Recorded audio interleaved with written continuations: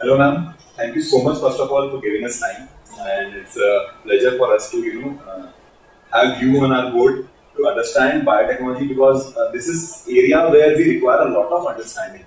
This is the area where we think that a student should know what exactly is happening, what exactly is the future of this particular domain. Nobody knows about it. So, can you help us in guiding students in letting them know कि क्या इसका future है, हमें ये course क्यों करना चाहिए और ये किस चीजों से रिलेटेड है? क्योंकि अभी पता नहीं इनके नॉलेज कम है, इस कारण से बच्चे इसको ऑप्ट कम कर रहे हैं शायद. इसमें मुझे आपसे बात करके जो समझ में आया ये बहुत ज्यादा है इसमें स्कोप. ठीक है, तो ma'am first of all I would like to know कि आप थोड़ी अपनी जर्नी के बारे में बताएं. First of all, thank you very much for having me. As you see, I'm currently working as professor in Head Department of Biosciences at Acropolis, and my journey is 22 years long. I've been into this stream of teaching for last 22 years now. It started all with Gwalior Jivaji University. I did my graduation, post-graduation, and PhD from Jivaji University, Gwalior, and then eventually landed up. I worked there for 9 years at Birla Institute. Then came here to IPS Academy. I worked there for 10 years, and now I'm currently working there. So it's been a very satisfying, long journey. And in the meantime, like you said, I've seen the subject grow. I am basically a microbiologist. I did my PG from Cancer Hospital, Gwalior, and it's in microbiology. And after that, I pursued my PhD there only. And that's how I'm a microbiologist. But while teaching subjects, I came to touch with BSc, biotechnology courses, and MSc. I've been teaching all these for last 22 years, I said. So what strikes me that students do join this particular stream, but they don't have any vision what they're supposed to look forward in the future, how they're supposed to get benefits out of what their subjects have been. So this really intrigues me, and since now I'm into this, other side of the table, I should say. Firstly, I was not bothered about the admissions and all. Now, since I'm the head of the department, so I really cater to all these things as well. So this really strikes me. The students just come and say, "Ki time pass ke liye mujhe BSc karna hai. I'm really focusing on NEET. I really don't want to give my time. Will it be okay if I continue both things together?" This is the normal question I come across. But my sincere request and humble request to them is, whatever subject you choose, I'm specifically talking about biotechnology, give it a 100% shot. दो नाव में सवार व्यक्ति कहीं भी नहीं पहुंचता है. So NEET is definitely a good option. You have a lucrative career. But biotechnology is nothing less. Biotechnology offers us plethora of things that you can actually unfold as in when you come in contact with the subject. Definitely. The most recent thing that I would like to say, like the COVID situation has told us that research means everything now in the field of healthcare, pharma sector, food industry. So research is the key word. So when we talk about all these things, we need good people to work, we need good brains to work, we need to think solutions for pollution control, we need to think solutions for food safety, we need to think about viruses that may attack us in future and prepare our vaccines for them. So there are so many things. Yes. Ma'am एक थोड़ा सा knowledge आप Acropolis की दीजिए कि Acropolis ही क्यों हमें Acropolis join करना चाहिए और क्यों ना कोई दूसरे इंस्टीट्यूट ज्वाइन करे, तो एक बेसिक जानकारी about Acropolis. Okay, first of all, I would say we stand apart because of one basic reason, and that is our progressive thoughtfulness of the management. बहुत आगे की सोच देने वाला, बहुत supportive management. This comes कि ये हमको एक बहुत अच्छा बैकबोन देता है ताकि हम एक स्ट्रॉन्ग स्टेप ले सके, ताकि हम ऐसी चीजें इंट्रोड्यूस कर सकें हमारे बच्चों के साथ में जहाँ पे बाकी कोई कॉलेजेस डेयर भी नहीं करते सोचना. ये बात मुझे भी महसूस होती है क्योंकि अगर मैं किसी और कॉलेज में जाता और मुझे एक वीडियो रिकॉर्ड करना होता तो मुझे बहुत सारे स्टेप्स लेने पड़ते हैं. पहले कई सारे मैनेजमेंट के पास जाना पड़ता, कई सारे स्टेप्स लेने पड़ते, लेकिन आपने बोला तुम आओ, we should spread the news, we should let the people know about this. So I can understand the kind of empowerness that the management is giving to the team. कि आप आगे बढ़ो, इसको और अच्छे तरीके से लोगों तक. Absolutely. That's very important. Yes. That's really good, and we are really thankful for that. And they leave really कोई कहते हैं ना, कोई no stone unturned. जो आप कर सकते हैं, जिस तरह की help आपको चाहिए, we are all okay with it.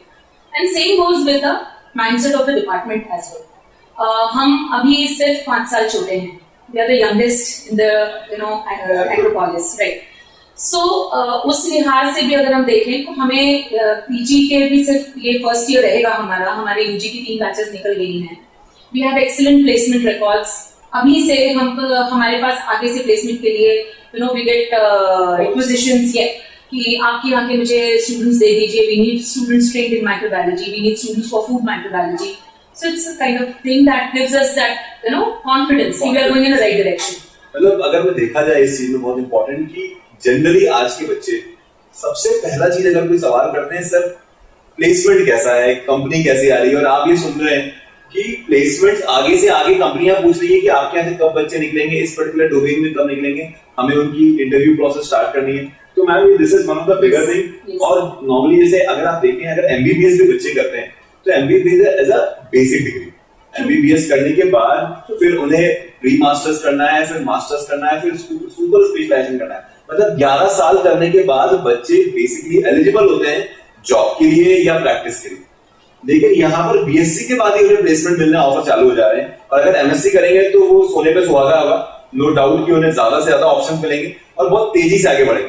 तो मैं एक बहुत इंपॉर्टेंट स्टेटमेंट देने जा रहा हूं. अगर आप नीट क्लियर नहीं है और अगर आप चाहते हैं कि मुझे अपना एक अच्छा फ्यूचर बनाना है तो एमएससी और BSc biotechnology can be your way.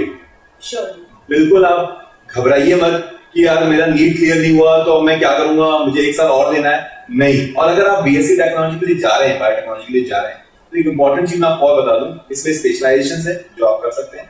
और एक इंपॉर्टेंट चीज है कि आप पूरा 100% दीजिए. ये नहीं कि यहाँ पर आ रहे हैं थोड़ा सा बायोटेक्नोलॉजी कर लें, थोड़ा सा नीट का प्रिपरेशन कर लें. दोनों चीजें बिल्कुल अच्छे से नहीं हो पाएगी. ठीक है. आप ध्यान रखिए जिंदगी में कि अगर 2 नाव में पाँव रखेंगे जैसा मैम ने बताया, वो आप कभी भी अपने मंजिल तक नहीं पहुंच पाएंगे इसके बेसिस पे. ठीक है. तो मैम अब बायोटेक्नोलॉजी में आपको ये बताएं कि इसमें क्या क्या स्पेशलाइजेशन होते हैं, किस तरह का कोर्स है, 3 साल बच्चों को क्या क्या चीजें करनी है, और न्यू एजुकेशन पॉलिसी जो आया है उसमें क्या चेंजेस हैं. सबसे अच्छी बात तो ये है कि हम ट्रेडिशनल से थोड़े से मॉडर्न इसकी तरफ जा रहे हैं. ट्रेडिशनल टीचिंग में हमारा यूजी 3 इयर्स का होता था. अब हम उसको एक ऑप्शन दे रहे हैं स्टूडेंट को कि अगर वो 3rd ईयर में 7.5 CGPA लेके आता है तो वो एलिजिबिलिटी ले लेता है 4th ईयर में जाने की. और ये सिर्फ एक 3rd ईयर 4th ईयर वाला हिसाब चेंज नहीं है, इसमें डिग्री ही टोटली चेंज होती है. डिग्री जो मिलेगी 4th ईयर के बाद बच्चों को that will be honours with research के लिए. सो आप देख सकते हैं कि गवर्नमेंट ऑफ इंडिया का भी ये विजन है कि हम right from the graduation side हम बच्चों को फोकस करें रिसर्च की तरफ. प्लेसमेंट्स डेफिनेटली आते हैं जब आप पढ़ने में अच्छे हैं, आप इंटरव्यू में बेहतर हैं, आप पर्सनालिटी वाइज बहुत अच्छे हैं. And Acropolis is the place जहां हम बच्चे को होलिस्टिक डेवलपमेंट की तरफ ले जाते हैं. हम उसको सिर्फ सब्जेक्ट में रटंतु नहीं बनाते, हम उसको प्रैक्टिकल्स में परफेक्ट बनाते हैं, हम उसका स्किल डेवलपमेंट का ध्यान देते हैं, हम उसको रेडी फॉर द इंडस्ट्री बनाते हैं, हम उसको रेडी फॉर द रिसर्च बनाते हैं. नाउ फॉर दैट मैं एक एग्जांपल देती हूँ आपको. हम लोग अभी से दूसरे कॉलेजेस एंड यूनिवर्सिटी के स्टूडेंट्स को डिसर्टेशंस के लिए बुला रहे हैं. They are coming for us to dissertations, they are coming for us for internships. So we do offer them something different that is not there. Labs are state of the art because we are starting with the biotechnology. So ये तो एक छोटी सी कहने की चीज हुई. जो हम बायोटेक्नोलॉजी एमएससी में देने वाले हैं वो बीएससी वाला अवेल करेगा. So that's the thing. मतलब मुझे ये पता है एक्रोपोलिस में कि एक स्किल डेवलपमेंट के लिए अलग पूरा डिपार्टमेंट है. अनंत गवाल सर हैं जो सिर्फ स्किल्स पर, बच्चों की स्किल्स पर काम कर रहे हैं. आप बताओ ऐसे कितने कॉलेजेस होंगे इंदौर में स्पेसिफिकली जो स्किल डेवलपमेंट के लिए पूरी डिपार्टमेंट अलग कर रहा है. तो मैम जैसे कह रही है कि they are not only getting ready for future, they are getting ready for industries. क्योंकि इंडस्ट्री में आज के दिन में सिर्फ डिग्री काम नहीं करता, डिग्री के साथ स्किल बहुत इंपॉर्टेंट रोल प्ले करता है. और ये दोनों चीजों का कॉम्बिनेशन आपको एक्रोपोलिस में मिलता है. मैम बहुत अच्छा लगा ये आप बात कहें. एक थोड़ा सा मैं स्पेसिफिक आपसे जानकारी इसलिए चाहूंगा, कोविड के बाद क्या डिफरेंस आया, क्योंकि आप भी बताना चाह रही हैं और आपने ये भी बताया मुझे बहुत अच्छी चीज जब अपन बात कर रहे थे पहले कि बहुत सारी फंडिंग मिल रही है. तो ये फंडिंग का फायदा भी बच्चे उठा सकते हैं, ये जानकारी नहीं है बच्चों को. तो मैम पहले तो COVID and then funding please बताइए. देखिए कोविड के सिनेरियो में हम सब लोग आतुरता से वेट कर रहे थे कि कोई मिरेकल ड्रग आ जाए जिससे हमारी नॉर्मलिटी ऑफ द लाइफ वापस आ जाए. So and never ever in the life we expected कि हम इंडिया से 3 वैक्सीन कैंडिडेट्स दे देंगे एंड इट हैपेंड. हम सबकी आंखें फटी रह गई कि ये The way इंडिया we से tackled was very- tackling is a different thing. We already came up with 3 vaccine candidates, जिनमें से 2 इंटरनेशनली अक्लेम्ड हैं. आप उनके डोजेस लगा रहे हैं आज भी एज बूस्टर्स एंड ऑल. या तो कहने का मतलब ये है कि ये सब रातों रात नहीं हुआ. ये इसीलिए पॉसिबल हो पाया क्योंकि आपके पास एक डेटाबेस था, आपके पास वर्किंग माइंडसेट था, आपके पास सपोर्टिंग गवर्नमेंट एजेंसीज थी. इन सब ने मिलकर उस चीज को इतना आगे ले आया कि जो 16 साल की रिसर्च हो सकती है उसको आपने कुछ ही महीनों में कंप्लीट करके और एक कैंडिडेट आगे लाया. ये सब biotechnology and other related fields के साइंटिस्ट्स ने मिलकर किया. बायोटेक्नोलॉजी की वैल्यू आप कितना Yes. इंपॉर्टेंट है आप ये समझ सकते हैं कि आज आप कोविड से लड़ पाए हैं उसमें एक बहुत बड़ा हिस्सा एक बायोटेक्नोलॉजिस्ट का, एक रिसर्चर का है, एक Yes. साइंटिस्ट का है. ये आपको समझना बहुत जरूरी है कि सिर्फ दवाई लिखना इंपॉर्टेंट नहीं है, दवाई बनाना इंपॉर्टेंट है. लिख तो तब पाएंगे ना जब दवाई बनेगा, और दवाई बनाएगा कौन? एक बायोटेक्नोलॉजिस्ट बनाएगा. Yes, ma'am. तो एक चीज तो ये हुआ मैम, और दूसरा जैसे मैंने आपसे पूछा कि फंडिंग ये बहुत इंपॉर्टेंट है क्योंकि रिसेंट में मैंने सुना है कि गवर्नमेंट कई तरह की फंडिंग रिसर्च बेस्ड दे रही है. तो मैम प्लीज उसके बारे में थोड़ा. बेसिकली देखिए, गवर्नमेंट ऑफ इंडिया की 2 बहुत इंपॉर्टेंट डिपार्टमेंट्स हैं, DBT department of biotechnology and department of science and technology, DST. इसके अलावा भी बहुत सारी हैं. कुछ प्राइवेट फंडिंग एजेंसीज भी हैं जो ह्यूमंगस अमाउंट ऑफ फंड को एलोकेट करते हैं just for the research in the field of science and biology. तो ये सारे जो हैं ये टाइम एंड अगेन बहुत सारी करंट प्रॉब्लम्स के ऊपर आने वाली चीजों को देखते हुए बहुत सारे प्रोजेक्ट्स निकालते हैं, उनके लिए फंड्स एलोकेट करते हैं और वो फंड्स को रन करने के लिए हमें अच्छे लोग चाहिए. तो people are always, I mean scientist जो आज काम कर रहे हैं, चाहे वो बीएआरसी में हो, डीआरडी में हो, आईसीएमआर लैब्स में हो, आईकार लैब्स में हो, सीएसआईआर लैब्स में हो, ये सब कुछ वर्क तभी कर पाएंगे जब इनके पास यंग ट्रेन्ड फ्यूचरिस्टिक माइंड्स होंगे जब वो काम करेंगे. तो वी नीड दोज हैंड्स. तो ये सारी वैकेंसीज आएंगी भी तो भर नहीं पाएंगे अगर हमारे पास लोग नहीं होंगे. We are catering to that. और फंड्स तो डेफिनेटली इनको ही हेल्प करने के लिए, रिसर्च को ही हेल्प करने के लिए. मतलब इससे बहुत सारी चीजें सॉल्व भी होंगी और आगे के फ्यूचर के लिए भी ऐसे बहुत सारे. आप आज देख रहे हैं कोविड एक स्टार्ट है.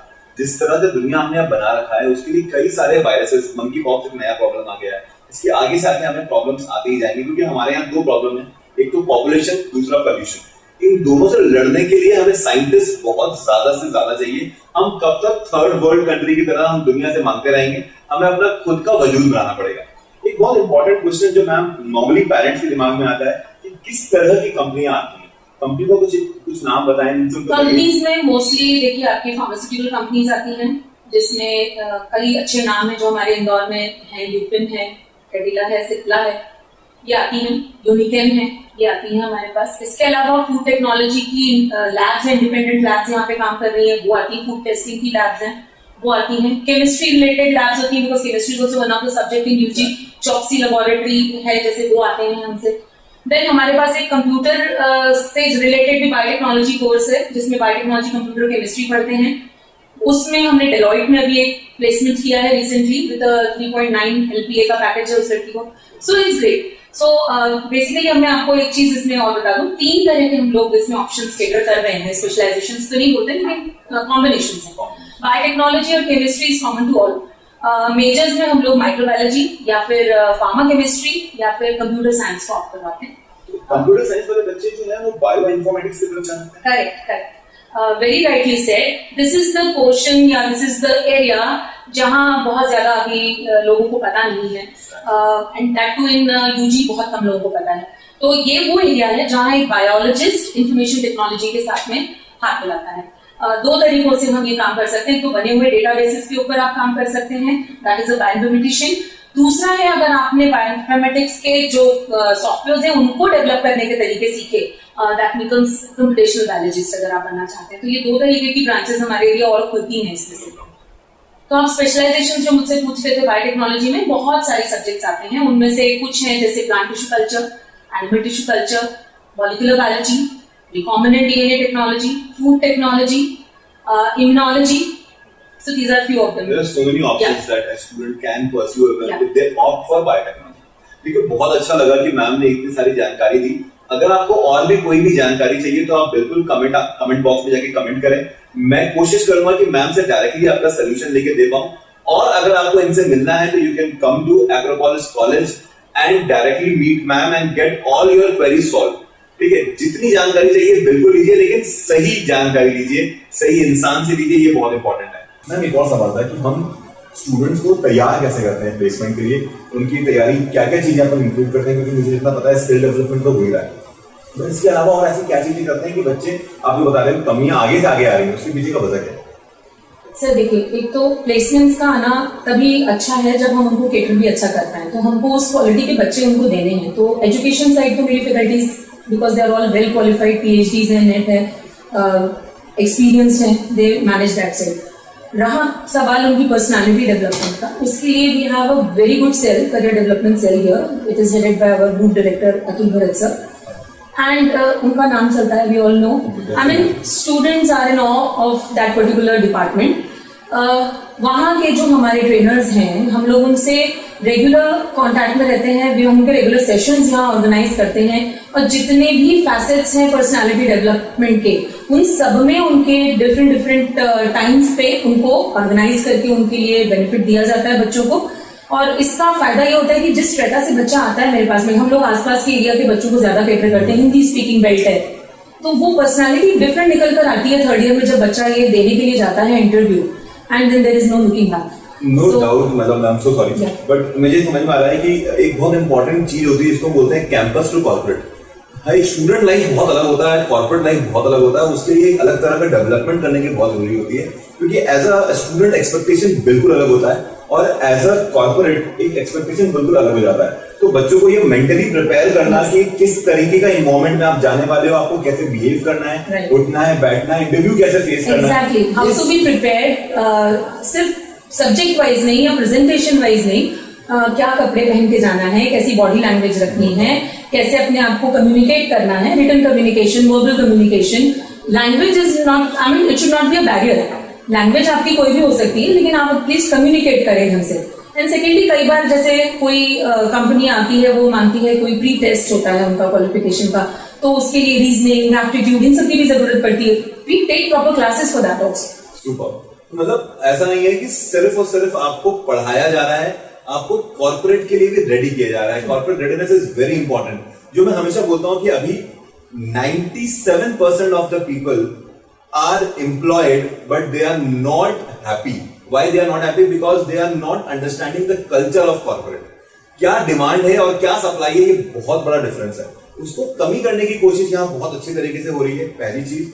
दूसरा सबसे इंपॉर्टेंट चीज है कि अंडर एम्प्लॉयमेंट। अंडर एम्प्लॉयमेंट क्यों होता है? क्योंकि हम रेडी नहीं होते, हम तैयार ही नहीं होते कि हमें क्या अचीव करना है, किस तरीके से करना है। तो ये भी बहुत इंपॉर्टेंट है कि हम उन्हें पढ़ाए तो जरूर सब्जेक्ट, लेकिन at the same time subject is important ये भी हो जाता है कि जाकर जॉब कैसे करना है, वहां पर क्या रिक्वायरमेंट रहेगी आपकी।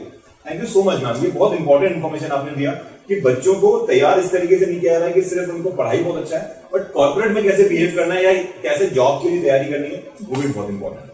Thank you so much ma'am for giving us time and बहुत ही कम समय में हमने कोशिश करी है कि बहुत कुछ जोड़ पाए और बच्चों को बता सकें। कोशिश ये करेंगे मैम कि बच्चे इस जानकारी से आपसे कोई भी सवाल अगर आए तो हम आपसे जरूर पूछेंगे। और मैं कुछ चीजें क्या कर रहा हूँ कि मैं डिस्क्रिप्शन बॉक्स में डाल दूंगा बच्चों के लिए कि वो बच्चे अगर उनको कुछ भी जानकारी लेना हो, डायरेक्टली जाकर आप लिंक में क्लिक कीजिए और आपको पूरी जानकारी वहां पर मिल जाएगी। Thank you so much.